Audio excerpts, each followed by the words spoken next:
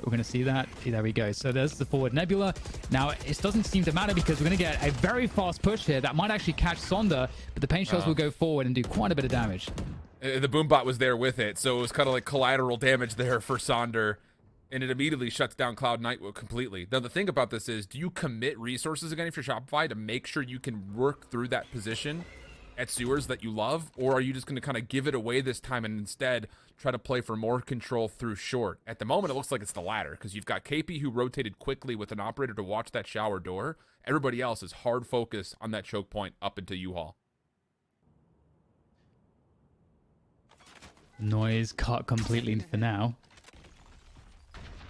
Cloud9 Whites try to diminish the defensive util. Oh, that was a close one. Flowerful almost catching ahead there, but see C9 now looking to work their way through short and into the setup again. Shopify able to just put a stop to it, and it's a struggle to gain forward ground here. I mean, they got a kill, but that's about it. Laurie shuts the rest down, and I mean, this is just so decisive. Yeah, there really isn't a single victory in the early rounds that C9 White are finding. You know, initially they were trying to challenge for showers. It wasn't working out. KP rotating around with the operator is finding great success, and the reposition again. You can't really challenge this angle dry, so we'll see precisely how C9 White want to attempt this. They have to know that KP would have repositioned here. There's the flash. But at the same time, C9 White still don't have anything. There's a minute left. They don't have showers control. That is firmly still in the hands of Shopify Rebellion. They have no control on the map. This is another desperate look. And that flash is just used to get Cat out of danger, because I think Cat made the call. Well, they saw me cross here. So they're able to push off at least the sniper angle for KP, but they've lost now control of the octagon. Flowerful's going to take a wide peek, and it's going to turn into essentially a collateral moment. Mel delayed, will work their way in towards Hookah. But, I mean, this is a 2v4 situation. You've got players now pinching behind you from the teleporter. You've got a defender inside a spawn. You got one inside an octagon. I mean, no matter what way you slice it, it's just bad news all over the place. Shopify or Valiant are sitting here saying... White, when they go down, they've had so many comebacks. So we'll see what they're able to find here out of this tour de force. But the thing that you're missing here, Dan, all those comebacks that we framed up yesterday were off of some heroic, miraculous rounds. We haven't even seen anything near that for Cloud9 White yet. This time, though, maybe Mel has something else to say as KP will fall, but doesn't expect Flower to still be holding over towards Hookah. The slow field is in, but Flower still tallies the double. There's just nothing going Cloud9 way whatsoever in this map. Even with the opening advantage, you thought that maybe there was going to be a chance to work with this numbers, but it's not happening.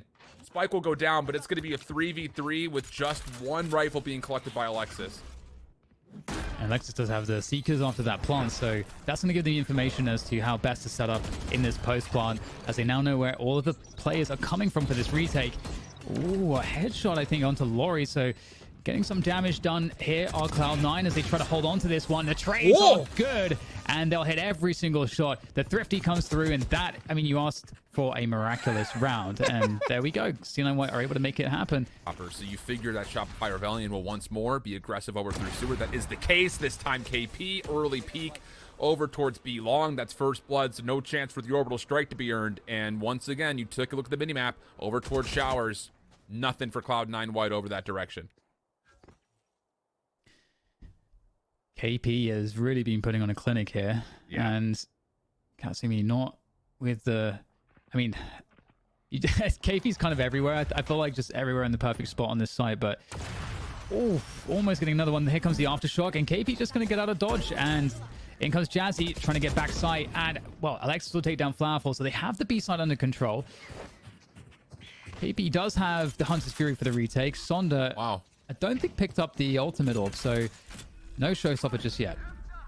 I'm really surprised with that free clearance that they don't drop the spike over to Annie to get the plant in to your breach. That's one away from a Rolling Thunder. So you're still without ultimates if you're Cloud9, but with this aggressive play over through elbow, that's full clearance over through the defensive spawn.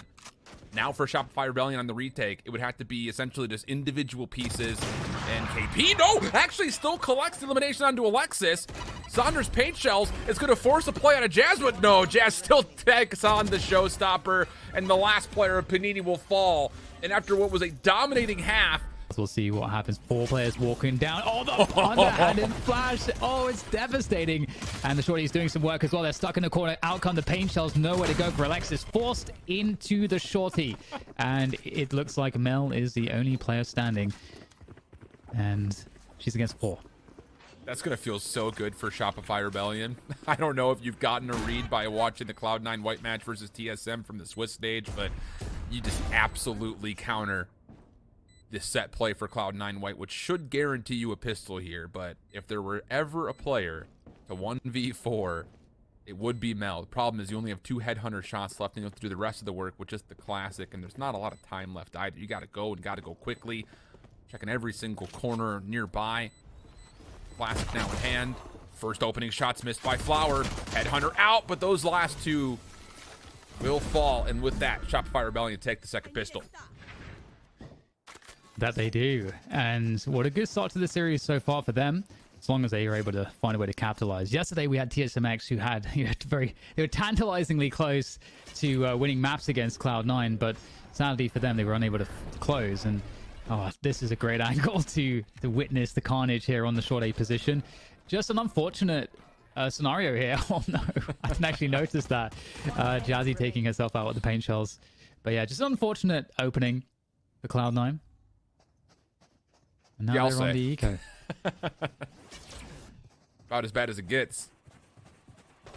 Deep recon bolt followed up by a flash. Aggression still the name of the game here for Shopify Rebellion, as they have a stack over through B long and the opportunity for Sonder to make sure if there were to be a play through hookah, it could be contested. But watch out, Jazz is on the corner. Ooh, and that's going to be a free weapon collected for the time being. And Cloud9 are largely still holding their ground. These are pretty solid trades. But unfortunately, they're not able to lock down the numbers, as Panini and KP will be the last ones to survive. They'll grab the spike and they'll instantly teleport back over to look at A. Yeah, looks like it should be pretty easy to finish this one off. There's so many disadvantages here for Jazzy. KP at full HP, double shock darks available. The recon as well, so might have to wait this push out. Oh no, got tagged by that, so now they know precisely where Jazzy is. And so, again, really everything working against Jazzy in this 1v2. See what she's able to accomplish, though. An extra kill would be awesome. She makes her way forward. There goes the peak, and it will be KP to win the battle. And that's the conversion of the eco.